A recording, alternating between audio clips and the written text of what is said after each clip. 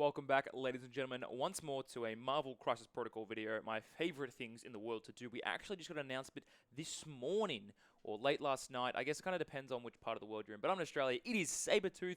Let's dive straight into it. Shing, shing, shing, shing, shing. Awesome changeover. All right, we have Sabertooth now. So Sabertooth, if you're aware and you watched the previous video, we had Wolverine just get announced a couple days ago. That video should be up very, very shortly before this one.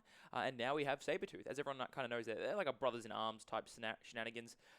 Really, really good friends. They've been together since, World War One almost. I think it was like the 1800s. I think they actually fought in like the Civil War at one point as well. So I imagine we're going to see a lot of similarities diving into this. So let's kind of get straight into it. So we have Sabertooth himself. Again, for those not aware of kind of the backstory, very, very similar to Wolverine. He has claws that he gets people with. He has a bunch of healing factors. He's really, really aggressive. He went through the Weapon X program as well to try and get the adamantium stuff inside of him, and had a bunch of mind wipes and mental issues and a whole bunch of things like that, exactly like Wolverine in a lot of ways. Now they consider each other rivals. Wolverine maybe moved past that, but Sabertooth definitely has not. And hopefully, maybe this can be a really cool interaction between the two, but we'll figure out what Atomic Mass has to say about this. So a couple things I should like, kind of a bit of a backstory through here. Sabertooth, Comrade in Arms, etc., etc. Now, this is the miniature as well. So the miniature is really, really awesome. He's in kind of a pouncing mode. He's got these wicked sick mutton chops going on because apparently that's what all animals have. He's got his awesome fur suit that he was kind of infamous for in the original comics as well, which was really cool. So you can see one of the smaller size bases, again, I think similar to Wolverine. No major base shenanigans here, but definitely an awesome model. Really, really sharp teeth and claws. Love it. Really, really cool. All right, what are some of these awesome abilities that he's getting? So aggression is kind of, or aggressive is the word that they're using consistently to try and describe what Sabertooth is going to be like, even having a superpower named aggressive. We'll jump into that in just a moment.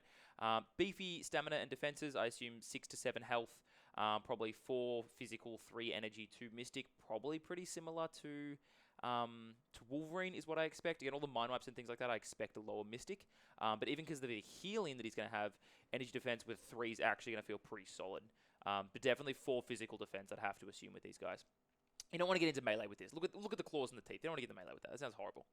What else we got? So he's a builder attack, 5 physical dice. Pretty good, nothing crazy. However, he does get bleed and pierce special rules. So that's 5, almost guaranteeing a damage at the end of your opponent's next activation, especially if you get to activate first. And having pierce, which means you can always try and sneak through at least 1 damage with a wild.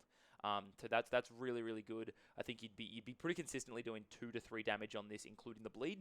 And again, if you attack twice in a turn, you can potentially be KOing people at the end of the round based on the bleed as well if they don't heal or shake it, which is pretty huge. What do we got? Target's defense leaves them with grievous wounds. Makes sense. So now he has a claw slash. Now this is the really his Savage Predator is kind of his spender attack, which is really, really cool. I imagine very, very similar to kind of Valkyrie and things like that. Hits at a higher strength, so something like maybe 7 physical attack dice or something like that. But follows up with a claw slash if you do get the wild, I imagine. I can't imagine it's a free hit, but unless it's going to be like a 4 or 5 power attack and then you get both of them guaranteed. But I imagine on a wild you'll be able to follow up with a claw slash, which means again you're going to throw 5 physical dice, probably plus 7 or so physical dice. Bleed. They're going to leave with a bit of lead. You're going to deal like maybe 3 damage from the claw slash, 2 damage from the Savage Predator. The 3 damage from the Savage Predator, 2 damage from the Claw Slash, and then leave them with bleed as well. So you're looking at 4 to 5 damage, give or take, with just himself, let alone any other benefits that he's getting, and then bleed on top of that, which is, again, really, really strong, really, really huge. You'll be able to take down a lot of middle-level targets pretty consistently. You're not be able to one-shot the top targets, but you never do. That's fine. But a lot of consistent damage, I feel like, particularly with Spear, Pierce, and Bleed. You're going to have a lot of consistent damage on this guy. And kind of, if you watch the Wolverine video, he's got a healing factor, which means that he's going to sit in that fight forever and ever and ever. And you're really going to need some Mystic attacks to really probably deal with these type of guys. So yeah, definitely a threat. I think they spoke very quickly. He's got long movement as well. So he can move long distances. I assume that means he has the long movement tool, which means he can get into range of these attacks. The downside to these attacks is they're probably going to be range 2. So they're going to be pretty small. You're going to have to definitely move him in to try and get into the fights, and people can get pulled or pushed, and he's going to kind of be an issue from that. But I think the long movement's huge. On top of that, they've got a couple other really cool iconic abilities. No Mercy, one of the iconic abilities here. This costs 3 power, and you can add dice to your attack roll against damaged characters. It says when it smells blood, lashes out with greater violence, increases in the claw slash by up to 3 dice. So his claw slash is his builder attack. It means you can spend 3 power if maybe for each wound they've got on them, up to 3, you can add 3 dice to the attack. So suddenly strength 8 with pierce and bleed, that's pushing through 4 damage, maybe 5 if you're really lucky. That's suddenly, if you get to claw slash into claw slash, maybe you got some extra damage in that, you've built up some strength, that's absolutely huge. Or maybe for one of your really big attacks here, you do your Savage Predator for 2 or 3 power, and you've got 5 or 6, and suddenly you get to do a claw slash and follow up with a No Mercy. So suddenly it's like 7-8 dice into 7-8 dice, pierce, bleeds.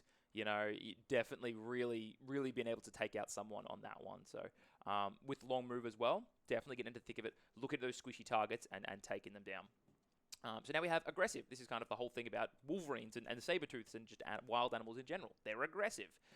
So what does this one say? It's a no-win scenario attacking Sabertooth. Because you can already move long, this innate power actually lets you to move short range towards anyone that attacks you, or any attacker that causes you damage. So if they don't do damage, unfortunately, you don't move towards them because I guess they're not worth your time because they're not doing any damage, right? But there's no limitation. So if they attack you multiple times and deal 1 or 2 damage, you actually get to move towards them. Now, imagine it says towards any attacker, so I imagine it's worded in the sense that if someone damages you, move short towards them. You get your little kind of V template out, and you can move anywhere in that direction towards them. I think this is actually really huge for potential objective plays.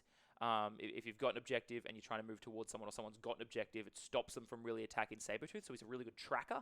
He wants to hunt down someone that has an objective, and if they want to try and slow them or wound him or pepper them up a little bit before he actually gets on top of them, they don't want to. That's a really scary thing to do.